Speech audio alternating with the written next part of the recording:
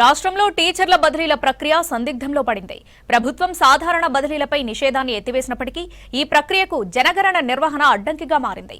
అన్ని శాఖల్లో మే నెలాఖరులోపు బదిలీల ప్రక్రియను పూర్తి చేయాలని ప్రభుత్వం ఆదేశాలిచ్చినా కేంద్ర ప్రభుత్వ ఆదేశాలు, క్షేత్రస్థాయి విధులతో స్కూల్ ఎడ్యుకేషన్ అధికారులు వెనక్కి తగ్గక తప్పని పరిస్థితి నెలకొంది.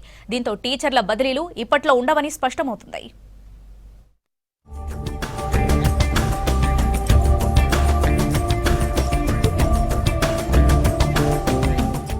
రాష్ట్రంలోని ఉద్యోగుల సాధారణ బదిలీలకు సర్కారు అనుమతినిస్తూ జీవో రిలీజ్ చేసింది.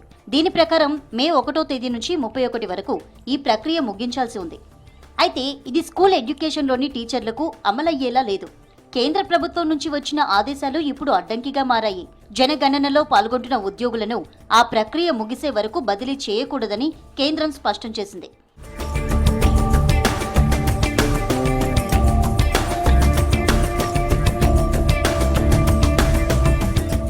ప్రస్తుతం రాష్ట్రంలో తొలి దశ జనగణన పనులు నడుస్తున్నాయి.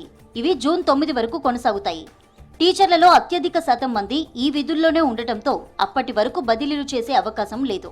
ప్రస్తుతం రాష్ట్రంలో 1,05,000 మంది టీచర్లు బదిలీలు, ప్రమోషన్ల ప్రక్రియలో సుమారు 75,000 మందికి స్థానచలనం కలిగింది.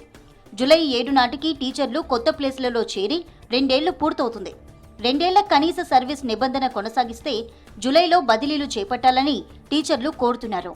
ఇక తప్పనిసరి బదిలీల విషయానికి వస్తే టీచర్లకు 8 ఏళ్లు, హెడ్ మాస్టర్లకు 5 ఏళ్ల సర్వీస్ నిండాలి. కానీ స్కూల్ ఎడ్యుకేషన్ అధికారుల లెక్కల ప్రకారం ఈ నిబంధన కిందకు వచ్చేవారు ప్రస్తుతం లేరని చెబుతున్నారు. దీంతో తప్పనిసరి బదిలీల కంటే జనరల్ బదిలీలపైనే ఎక్కువ ఆశలు ఉన్నాయి. మరోపక్క జనరల్ బదిలీల గడువు మే నెలాఖరుతో అయిపోతుండటంతో ఆ తర్వాత టీచర్ల బదిలీలు చేపట్టాలంటే ప్రభుత్వం నుంచి ప్రత్యేక అనుమతి తీసుకోవాల్సి ఉంటుందని అధికారులు చెబుతున్నారు.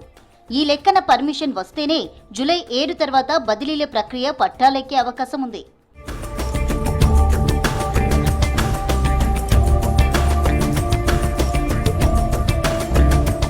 ఇటీవలే స్కూల్ ఎడ్యుకేషన్లో నాన్ టీచింగ్ సిబ్బంది బదిలీల షెడ్యూల్ ఇచ్చారు.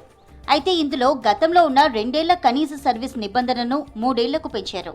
ఇదే రూల్ టీచర్లకు కూడా వర్తింప చేయాలని విద్యాశాఖ యోచిస్తోంది. ఇదే జరిగితే రాష్ట్ర వ్యాప్తంగా సుమారు 75,000 మంది టీచర్లు బదిలీలకు అనర్హులవుతారు.